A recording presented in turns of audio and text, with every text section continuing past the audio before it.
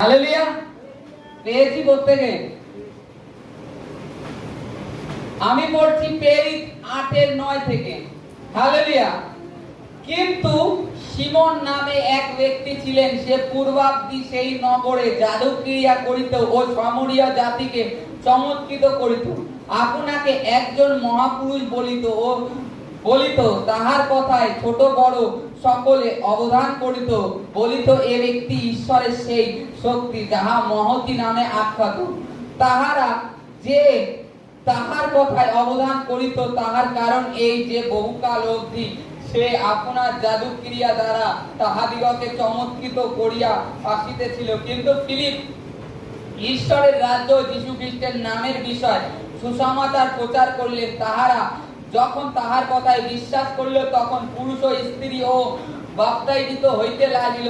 আর Simon আপনি বিশ্বাস করিল এবং বাপ্তাইজিত হইয়া ফিলিপের সঙ্গে সঙ্গে থাকিল। আর অনেক চিহ্ন কার্য ও মহাপরাক্রম কার্য সাধিত হইতে সে দেখিয়া চমৎকৃত হইল। হালেলুয়া। ফিলিপিয়াতে প্রচার কার্য, এখানে হেডিংটা রয়েছে প্রচার করা। ফিলিপিওতে ফিলিপ যায় ফিলিপিওতে প্রচার করতে। তা সেখানে প্রচার করতে গেলে সিমন নামে একজন জাদুকর ছিল। সে বহুকাল থেকে ওই গ্রামে জাদু করত, জাদুক্রিয়া করে লোকের মনটাকে ভুলানো যাকে বলে। আর লোকে বলতো এ ব্যক্তি ঈশ্বরের সেই মহতি নামে আখ্যাত ছিল। ঈশ্বরের সেই, এখানে লেখা আছে কি এই ব্যক্তি ঈশ্বরের সেই শক্তি যাহা মহতি নামে আখ্যাত, মানে ঈশ্বরের শক্তি, তাই এত জাদুক্রিয়া করতে পারে। তা যখন ফিলিপ সেখানে গিয়েছে সুসমাচার প্রচার করছে গ্রামে গ্রামে, এই ফিলিপকে দেখে কি সিমন কি ফিলিপকে দেখেই কি সঙ্গে সঙ্গে গিয়েছে বাপ্তিস্মের জন্য? না, এই সিমন লক্ষ্য করেছে ফিলিপ যে গ্রামে গিয়েছে ফিলিপিয়া অঞ্চলে, সেই অঞ্চলে যারা পীড়িত ছিল, পক্ষাঘাতী ছিল। 8-এর উপরে 7-এর দিকে লেখা আছে, দেখো 7-এর থেকে পড়ছি। কারণ অসুচি আত্মা বিশিষ্ট অনেক লোক হইতে সেই সকল আত্মা উচ্চ স্বরে চেঁচাইয়া বাহির হইয়া আসিল এবং অনেক পক্ষাঘাতী ও খঞ্জ সুস্থ হইল। তাহাতে ওই নগরে বড় আনন্দ হইল। হালেলুয়া। এখানে যদি দেখি অনেক ব্যক্তির মধ্যে, অনেক স্ত্রীর মধ্যে দুষ্টু আত্মা ছিল। ফিলিপ যখন সুসমাচার প্রচার করলেন, প্রচার করার পরে তারপর মনে করো কোনো কাউর মধ্যে দুষ্টু আত্মা আছে, সে চিৎকার করে বেরিয়ে গেল। তারপরে অনেক অন্ধ, তারা চোখে দেখতে পাচ্ছে। তারপরে ঝম করে যারা পক্ষাঘাত প্যারালাইসিসের রোগী, হাঁটতে পারে না, 10 বছর 15 বছর ধরে বিছনায় পড়ে আছে, তারা উঠে হাঁটা শুরু করে দিয়েছে। ফিলিপ যেই প্রার্থনা করা শুরু করেছে। তারপরে এখানে খঞ্জ ল্যাংড়া আছে, সেও হাঁটা শুরু করে দিয়েছে, সারা জীবন হয়তো হাঁটেনি। এই যে চমৎকার, এই যে জাদুকর সিমন ছিল, এই জাদুকর তো জাদুক্রিয়া মায়া চলে, মনে করো পাখি বানিয়ে দিল, টাকা করে দিল। জাদুঘরদের কাজ কি? লাঠি দিয়ে ফুল তৈরি করে দিল, জাদুঘরদের কাজ তো এই। তা তদ্রূপ করতো, কিন্তু সে দেখছে এই যে চমৎকার পক্ষাঘাতী, যে প্যারালাইসিসের রোগী, সে সুস্থ হয়ে যাচ্ছে। একজনের মধ্যে ভূত ঢুকেছিল, সে চিৎকার করে বেরিয়ে যাচ্ছে। এর কি ব্যাপারে? ফিলিপ এই যে এসে প্রচারক, এর মধ্যে কি শক্তি আছে? তখন সে কি করলো? গ্রামের লোক ফিলিপের কথায় যিশুতে বিশ্বাস করলো, তারা বাপ্তিস্ম নিল। যিশু খ্রিস্ট ফিলিপের কাজটা, যিশু খ্রিস্টের নামে বাপ্তিস্ম নিল। নেয়ার পরে ওই যে সিমন জাদুকর, সে কি করলেন? সে দেখছে ইমান, না কিছু তো আছে, আমিও বাপ্তিস্ম নেব। তখন সেও বাপ্তিস্ম নিল। তারপরে তাতে কি হলো? মানে অনেক চিহ্ন চমৎকার দেখছে ফিলিপের সঙ্গে থেকে থেকে, এখানে ওখানে ওই গ্রামে ঘুরছে, ওখানে ওখানে যাচ্ছে। ঈশ্বর ফিলিপের মাধ্যমে আশ্চর্য কাজ করছে, সিমন দেখছে। কিন্তু তখনও তাদের উপরে পবিত্র আত্মা আসেনি, তারা যীশু খ্রিস্টের নামে বাপ্তিস্ম নিয়েছে। তারপরে ভাতৃগণ শুনলো যে ফিলিপিয়া অঞ্চলে যে সুসমাচার করছে, সেখানে তারা অনেকে বিশ্বাস্ত হয়েছে, তারা বাপ্তিস্ম নিয়েছে। তারা তখন জেরুসালেমে খবর দিল, সেখান থেকে ভাতৃগণদের মধ্যে থেকে পিতর, যোহন সেখানে উপস্থিত হলো। উপস্থিত হলে পরে তারা যখন তাদের উপরে এসে প্রার্থনা করলো আর হাত দিল, তাদের উপরে পবিত্র আত্মা নেমে আসলো। পবিত্র আত্মা নেমে এসে তাদের মধ্যে তারা অন্যান্য ভাষায় কথা বলতে থাকলো, যেটা তারা জেরুসালেম মন্দিরে শুনেছিল। কখন?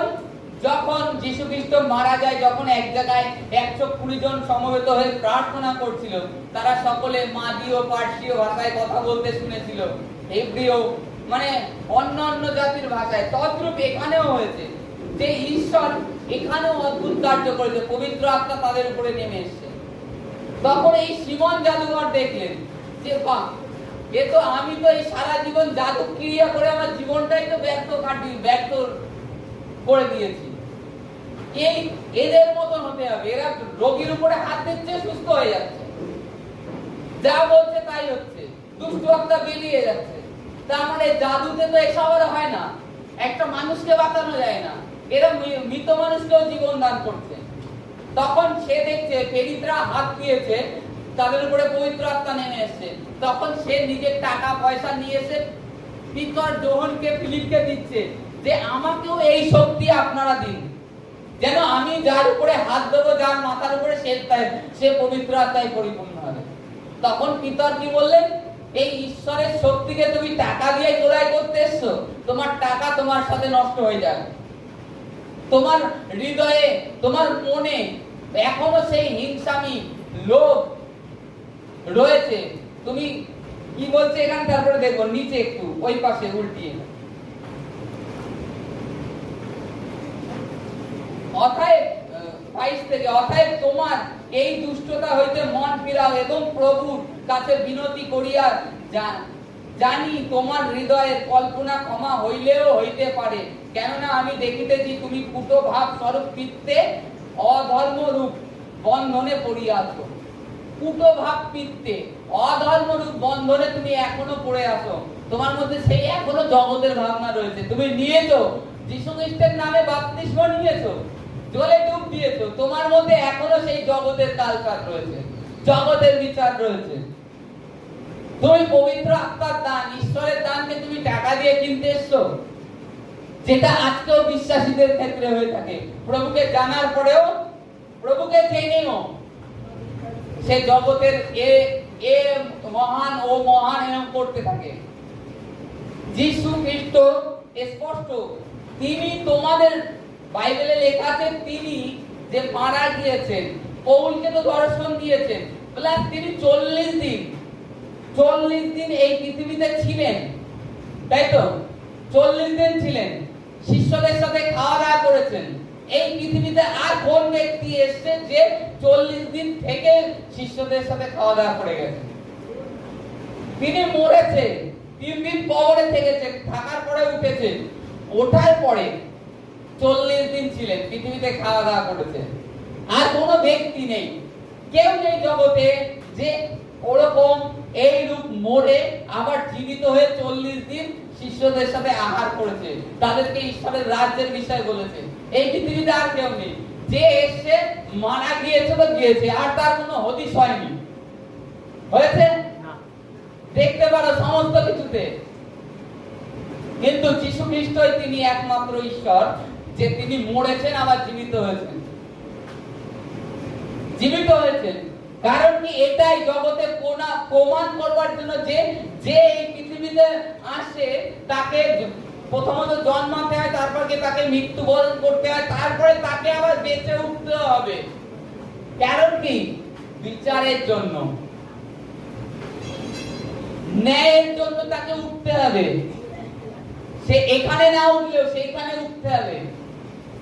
এই কারণে তা আজকে তারপরেও যীশু খ্রিস্টকে জানার পরেও বলি, যীশুকে এখানে সিমন যে জাদুকর, সে পবিত্র আত্মার অনুগ্রহ ক্রয় করতে চেয়েছিল অর্থ দিয়ে। তা বলছে তোমার অর্থ তোমার সাথে বিনষ্ট হোক।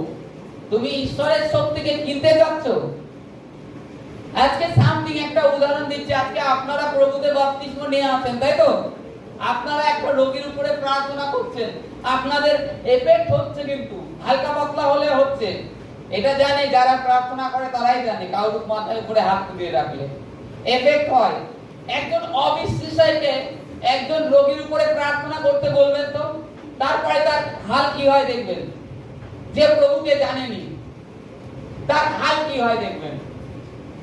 যিশুর নামে প্রার্থনা করতে বলে দেখবেন যে তুই ও প্যারালাইসিস হয়েছে কিংবা ওর ক্যান্সার হয়েছে, ওর মাথায় হাত রেখে প্রার্থনা কর। যদি তার মধ্যে সেই রোগটা না আসে, তারপরে আমার নাম লিখে নেবেন যে আমি কি বলছি, মিথ্যে বলছি না সত্যি বলছি। কারণ আপনাদের মধ্যে পবিত্র আত্মার শক্তি রয়েছে, প্রভু যীশু খ্রিস্ট আপনাদের মধ্যে অলরেডি রয়েছে। এই কারণে আপনাদের থেকে সেই এফেক্টটা হতে দেয় না, তিনি সামলে নেয় পবিত্র আত্মা। কিন্তু তাদের মধ্যে ঈশ্বরীয় আত্মা আছে, কিন্তু পবিত্র আত্মা তিনি নেই, পবিত্র আত্মা নেই। এই কারণের জন্য তাদেরকে ওই সমস্যা হয়। তাদের মধ্যে কোনো সমস্যা হলে তারা অলরেডি প্যানিক হয়ে যায়, ভীত হয়ে যায়, নিরাশ হয়ে যায়। কিন্তু আপনাদের মধ্যে পবিত্র আত্মা আছে, তিনি কিন্তু আপনাদের বাঁচার জন্য পথ দেখায়। তো কিছু হবে না, আপনার ভিতরে কথা বলে, প্রত্যেকের ভিতরে কথা বলে, ওস এ জ্বর, এ পেটে ব্যথা, হট এ চলে যাবে।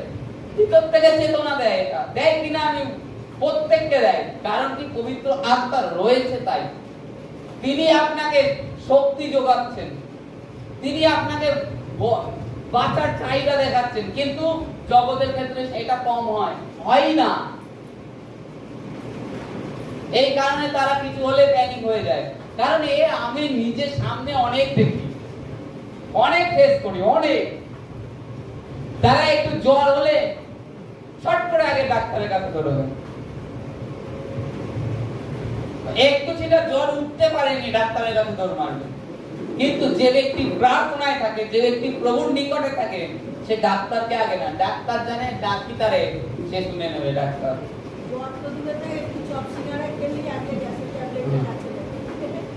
গ্যাসের ট্যাবলেট থাকে। আমি তো লাস্ট 1 বছরে না উঠে যেমন কোনো কিছু সমস্যা নেই। ঈশ্বরের ধন্যবাদ। শুনুন, এই যে ইদানিং আমি আমার ব্লাড টেস্ট করেছি, কারণ এই সাইড থেকে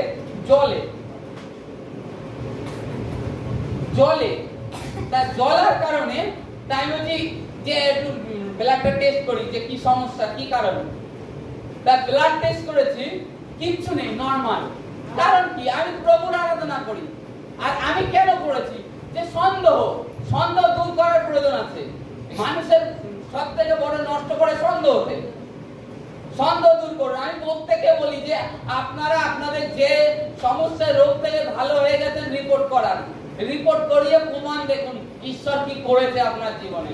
কিন্তু যখনই ঈশ্বরের ধন্যবাদের সময় হয় না, তখন আর রিপোর্ট করার জন্য টাকা থাকে না। কি দরকার রিপোর্ট করে ঈশ্বরের কাছে ধন্যবাদ দিতে, এমনি ধন্যবাদ দিন। রিপোর্টটা কেন করতে হয় আমি এটা বলে দিচ্ছি।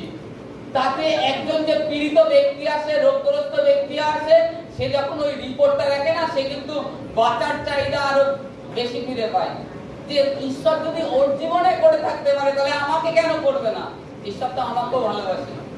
আজকে এই পবিত্র আত্মার অনুগ্রহ তোমরা কিনতে চাচ্ছ, আর এই পবিত্র আত্মার অনুগ্রহ তোমাদেরকে দিয়েছে, তোমরা সেটা অপচয় করছো, ব্যবহার করছো না। আমি আগের বাক্যও বলেছি, ঈশ্বর এক একজনকে এক একটা তালান্ত দিয়েছে। সেই তালান্ত হিসাবে তোমরা ঈশ্বরের কাছে ব্যবহার করো। ব্যবহার হচ্ছে না, তোমরা ওই একই জিনিস নিয়ে পড়ে আছো। ঈশ্বর যাকে যে অনুগ্রহ দিয়েছে, আর সেই সময় কলিসাতে কি ছিল জানো? ভয় ছিল। কার প্রতি? ঈশ্বরের প্রতি, পবিত্র আত্মার প্রতি ভয় ছিল। আজকে মানুষের পবিত্র আত্মার প্রতি ভয় নেই। ভয় আছে আমার বাড়ির থেকে আমার যদি তাড়িয়ে দেয়, আমার বাড়ির থেকে তাড়িয়ে দেয় যদি, আমার স্বামী যদি কিছু বলে, আমার বউ যদি কিছু বলে। শুনে রাখো, এই জীবনে আমি প্রথমেই বললাম যে আগেকার দিনের কলিসা পিতা মাতা বউ ছেলে মেয়ের থেকেও যদি অধিক নিজের জীবন থেকে আমাকে ভালোবেসে থাকো, তাহলে আমাকে গ্রহণ করো। এইরূপ বাপ্তিস্ম দেয়া হতো, প্রভুকে গ্রহণ করো। আর এখন বলে আমাকে যদি বাড়ির থেকে তাড়িয়ে দিলে আমার সম্পত্তির ভাগ পাবো না, সম্পত্তির ভাগ পাবো না, আমি কোথায় থাকবো? ভাড়া বাড়ি? এরকম চিন্তা ভাবনা। তুমি রাস্তায় থাকতে হলে থাকো, প্রভুর সঙ্গে ছেড়ো না। ওরকম বাড়ি প্রভু চান তো 10খানা তোমাকে দিয়ে দেবেন।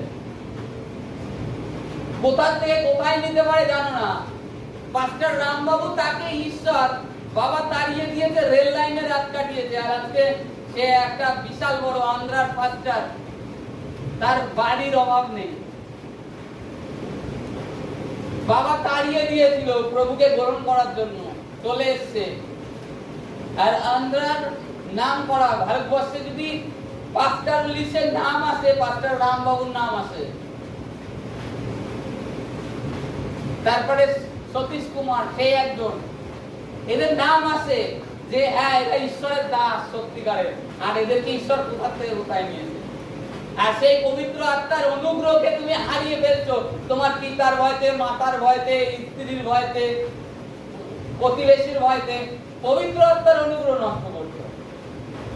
জগতের থেকে মহান তুমি জানো না কতটা মানে পাওয়ারফুল সে তোমার মধ্যে রয়েছে, তোমরা জানো না। তাই তিনি কতটা মহান।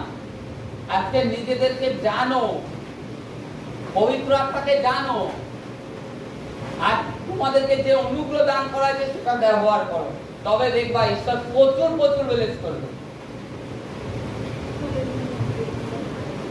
প্রভুতে বিশ্বাসে দাঁড়িয়ে থাকো। ঝড় আসবে, প্রভুর দিকে তাকিয়ে থাকলে কিছু হবে না, ঝড় চলে যাবে, তুমি জায়গায় দাঁড়িয়ে থাকবে, তোমাকে নড়াতে পারবে না। আর জগতের দিকে যদি তাকিয়ে থাকো, পিতা মাতার দিকে, ঝড়ে সব উড়ে যাবে, তুমিও থাকবে না। এরকম হয়েছে রিয়াল। পাস্টার অঙ্কুর নারুলার বন্ধু একসাথে প্রার্থনা যেত। পাস্টার অঙ্কুর নারুলাকে বাড়িতে হুমকি দিয়েছে, সম্পত্তি দেবো না, এ দেবো না, ও দেবো না, বলতে আমি প্রভুকে ছাড়বো না। যখন মরছিলাম তখন তো আমার পাশে কেউ দাঁড়ায়নি, এখন আমি ভালোর দিকে যাচ্ছি, এখন আমাকে সম্পত্তি, আমার দরকার নেই সম্পত্তি। আর এক বন্ধুকে বলেছে সম্পত্তি দেবো না, দোকান দেবো না, সে কি করেছে? জগতে ফিরে গেছে। 5 বছর পরে, 7 বছর পরে অঙ্কুর নারুলা একদিন দেখা যাচ্ছে, কি রে? বলছে চলছে চলছে। তারপরে 12 বছর না 13 বছরের মাথায় খবর শুনে সে বন্ধু মারা গেছে। কি? প্রভুর থেকে সরে গিয়েছে, সম্পত্তি নিয়ে থাকতে গিয়েছে, নিজেই নেই আর। শয়তানের অ্যাটাক এই দুটি হয়।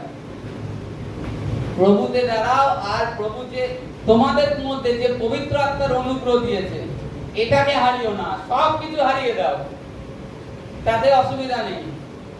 প্রভুকে হারিও না, তার পবিত্র আত্মার অনুগ্রহকে। আজকে সিমন একজন জাদুকর, সে কিনা মন ফিরালো।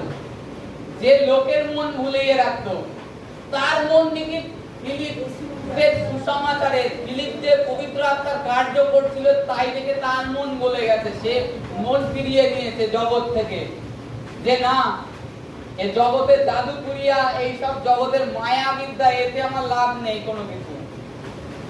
কারণ সে নিজে করেছে, এই কারণে সে কিন্তু ফিরার চেষ্টা করেছে। আর বলেছে আমার জন্য আপনারা প্রার্থনা করুন যেন আমার হৃদয় নরম হয়। আজকে অনেকে বলতেই চায় না মনের সমস্যা কিংবা অন্যায় অপরাধ করেছে, সেটাই প্রভুর কাছে খুলে বলতে চায় না, প্রভু আমার এই পাপ এই করেছি। নিজে নত নম্র হও, তবে ঈশ্বরের ব্লেসিং দেখতে পাবে। Hallelujah, hallelujah, hallelujah.